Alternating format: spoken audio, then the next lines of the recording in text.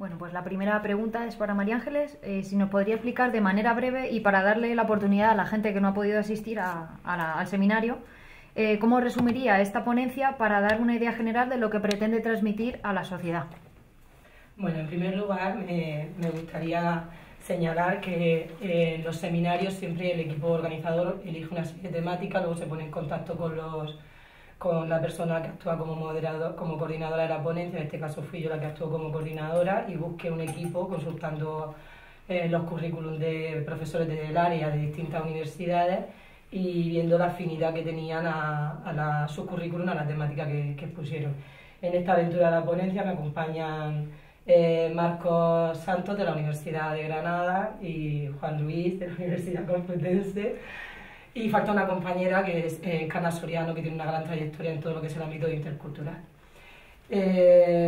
La complejidad de las ponencias dentro de nuestro seminario es que somos profesores de distintas universidades, entonces trabajar desde la distancia es complicado, no solamente porque nos separa todo lo que es el espacio físico, sino también a veces porque aunar discursos cuesta un poco más cuando se hace desde la distancia. Cuando tienes un compañero, generalmente dentro de la misma universidad, pues con los compañeros que trabajas tienes un discurso más afín que compañeros de distintas universidades. Entonces tratar de aunar esos discursos y que genere un texto, como es una ponencia cohesionada, con sentido y donde todos nos veamos reflejados, pues eso es una labor de meses de trabajo, ¿no?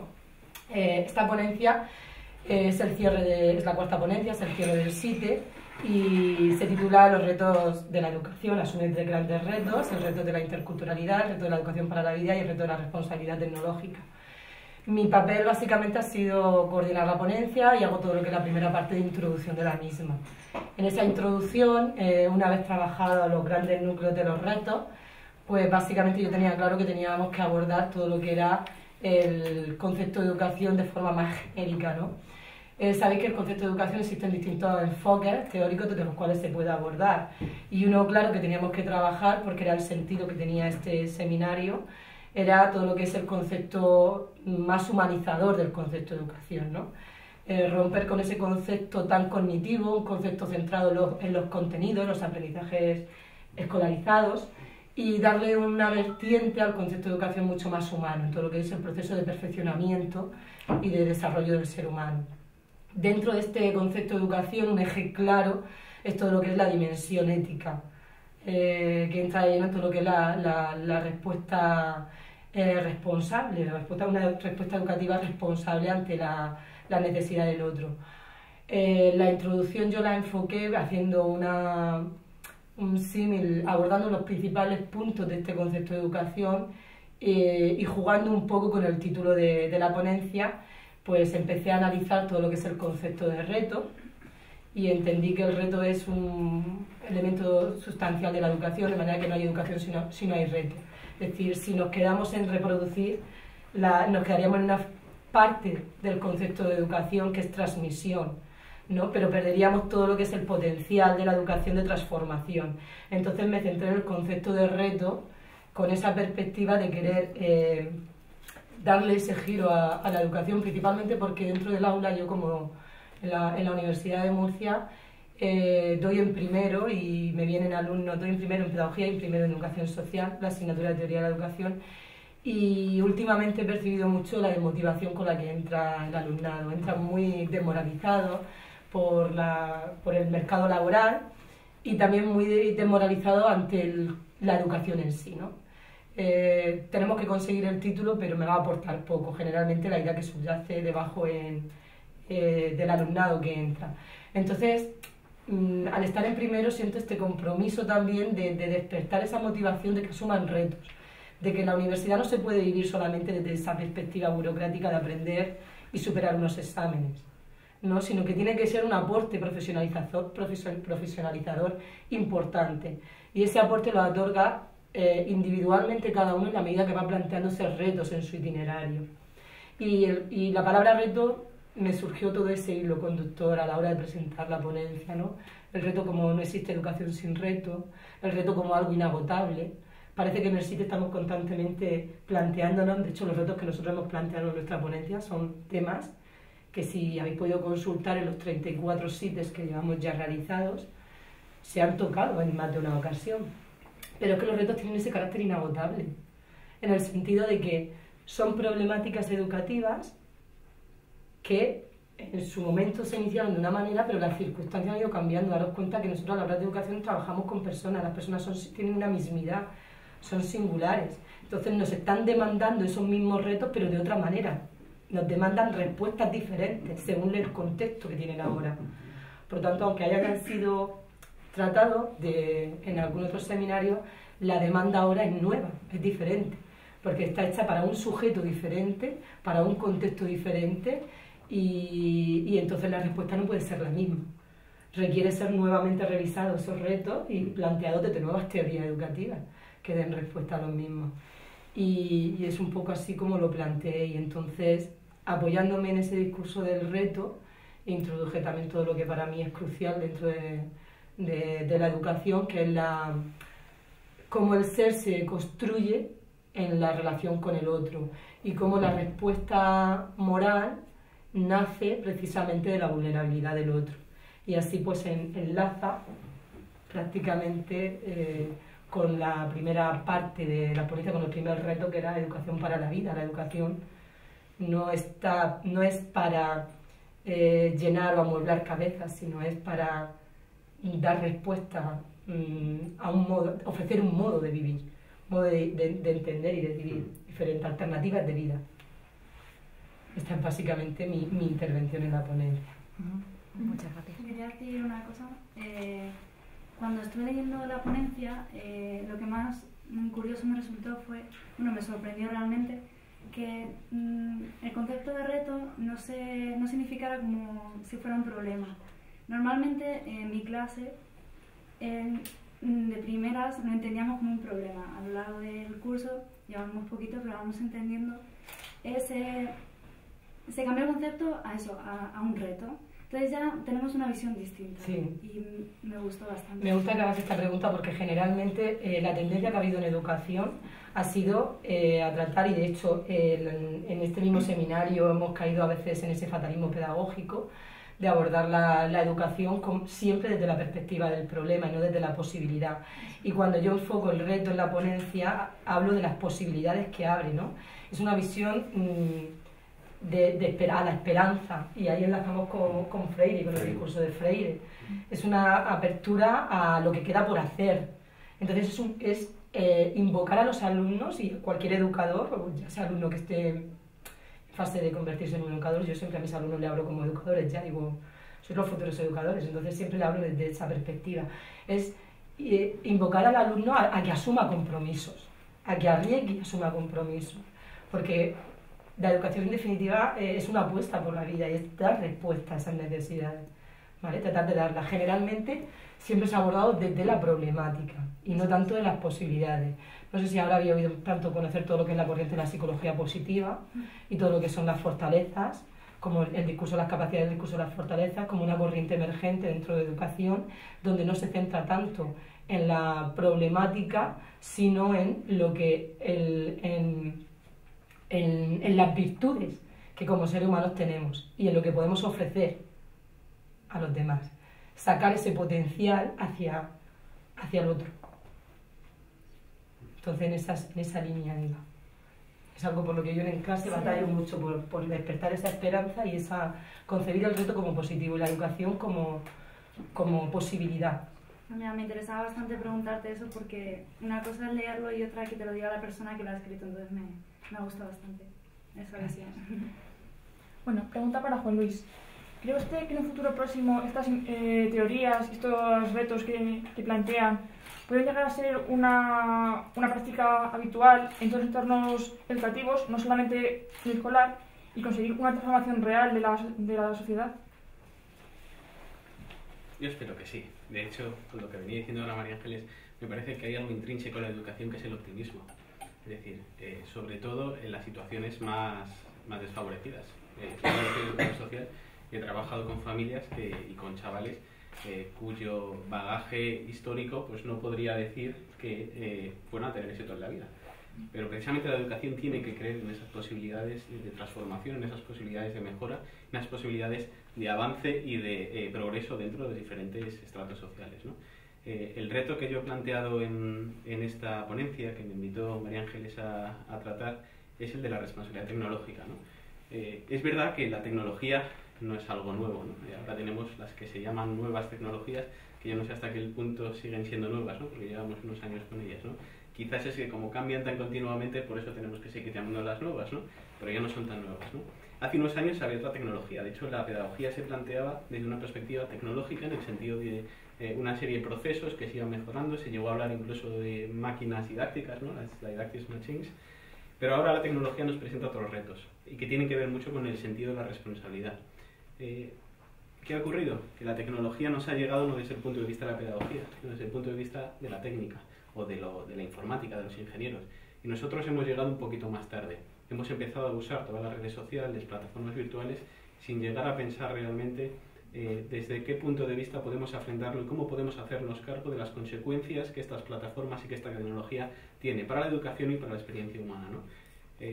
Yo creo que precisamente por no haberlo pensado pedagógicamente es por lo que estamos teniendo estas consecuencias, por ejemplo, el derecho al olvido. El derecho al olvido es un síntoma de que surgen nuevas necesidades con nuevas circunstancias a las que nos enfrentamos, ¿no?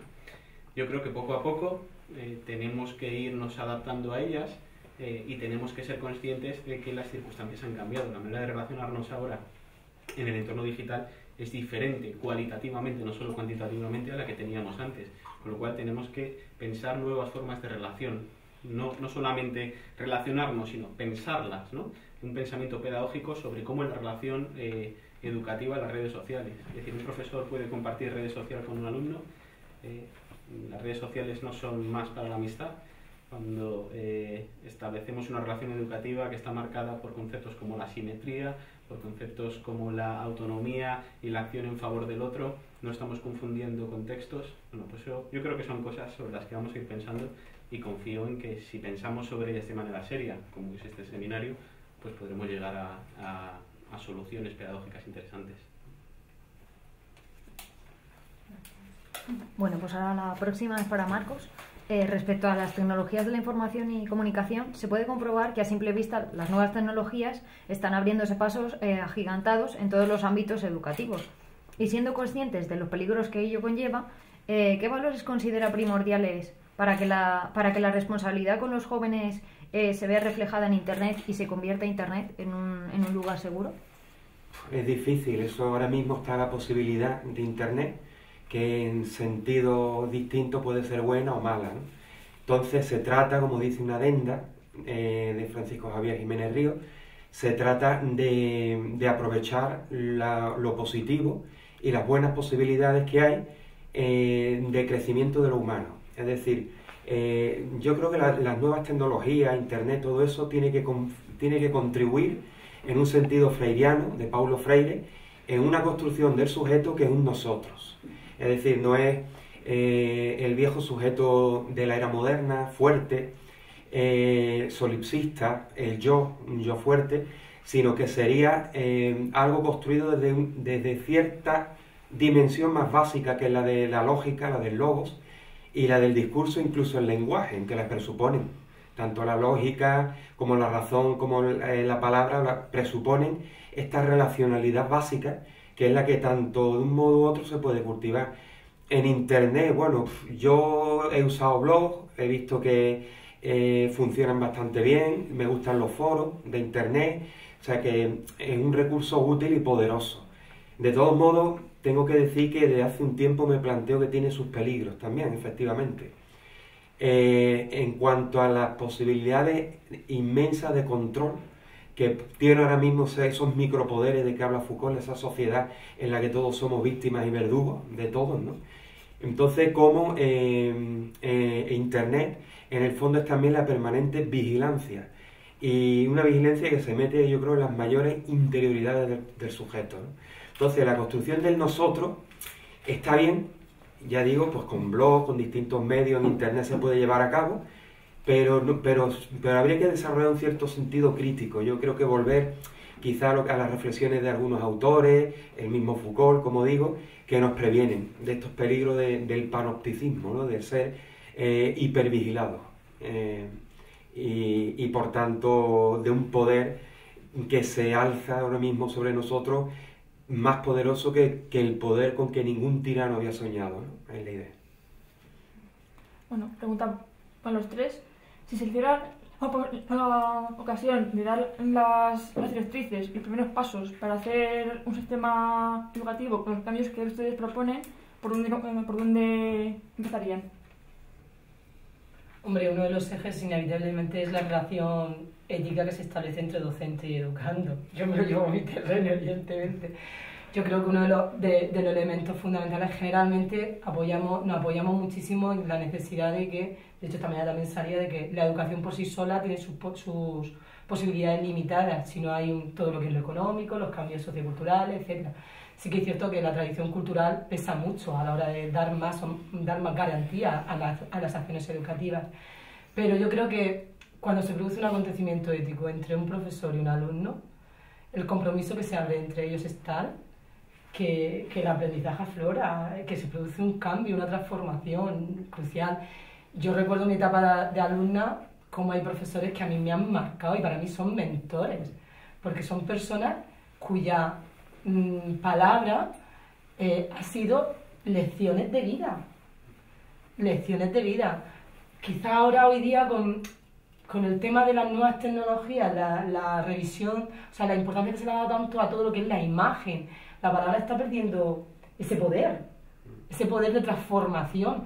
Y a mí es algo que me preocupa muchísimo, porque de hecho yo lo estoy viendo en un contexto muy cercano. Yo tengo 2 hijas, la mayor, mi palabra tiene una credibilidad y un peso que son lecciones vitales para ella, que asume. Sin embargo, mi hija pequeña es mucho más visual, más tecnológica, más de manipulación, más tal, y ella me pide una pedagogía de la simulación, una pedagogía de la visualización constantemente. Es decir, lo que yo le digo es siempre cuestionado. Solo se produce un aprendizaje vital importante cuando ella en sí misma ve las consecuencias de las acciones. No es capaz, es muy pequeña. Entonces entiendo que su forma de aprendizaje que ya conseguirá ser capaz de extraer consecuencias de lo que se le dice sin tener que experimentarlas tan in situ. Hoy cumple 6 años, ¿no? Entonces pequeña todavía, pero en cualquier caso sí que me demanda una interacción diferente. Y esto de tener esa capacidad de poder ajustar tu respuesta educativa a la demanda del otro en el contexto familiar es muy sencillo. Yo tengo 2 niños, entre comillas, sencillo, porque la realidad educativa de la familia es muy compleja también, ¿no? Pero claro, en un aula de universidad donde cuentas con 70, 80 alumnos, atender con ese nivel de vínculo es difícil. Y lo que transmitimos, que no es tanto, para mí no es tanto, siempre les digo, no es tanto lo que ya está en el texto, sino lo que se transmite, las pasiones que una a la hora de exponer la clase pone sobre la mesa, ¿no? Esas son las principales lecciones vitales que se le dan, ¿no? Que le ofrezco. Y esas son las que tienen que mover, y a veces tengo dudas de si mueven. Mueven, pero no, quizá no tanto como a mí me gustaría. Hay algunos que sí llegan a engancharse y sí lo noto, porque luego hay una continuidad. Termina mi asignatura de 3 meses y luego notas que has despertado inquietudes, te vienen y te dicen: María Ángeles, es que me apetece saber más de esto. Oye, o María Ángeles, es que creo que tenías mucha verdad cuando me decías esto. Entonces eso te dice, bueno, no transforma al conjunto, pero sí llega a algunos, ¿no? Y yo creo que habría que plantearse esa relación profesor-alumno. Sí, sería la cuestión básica, creo que también pienso igual, de la educación, que al fin de cuentas pues una relación humana, ¿no? Entonces todos hemos tenido efectivamente grandes maestros y eso es lo que educa, realmente eso es lo que queda, lo que uno recuerda. Y es el modelo que hay que seguir, creo yo, el que tenemos que tener en mente. En contradicción con algunas tendencias actuales que yo creo que van en la línea de una cierta aniquilación del intelectual y del maestro, de este tipo de maestro, ¿no? Muchas veces disfrazado de estandarización, incluso de querer hacer las cosas muy bien, de excelencia. Se intenta imponer un modo de educación y de enseñanza que, como decía antes, pues con la cuestión de Internet, le veo cada vez, y en esto hay que tener un pesimismo productivo, ¿no? Lo veo cada vez más peligroso. O sea, realmente... Yo empezaría primero por la investigación pedagógica, ¿no? Porque yo creo que es nuestra responsabilidad identificar estos retos como estamos haciendo aquí. Una vez superado esto, creo que el siguiente paso es la formación del profesorado. Toda reforma legislativa me parece que no tiene mucho sentido implantarla si no ha habido una tradición de formación del profesorado, tanto formación permanente como formación inicial. En esto le veo un peligro, y es que hay una brecha digital, es decir, el que es más experto en las tecnologías no suele ser el profesor, suele ser el alumno, el adolescente, ¿no?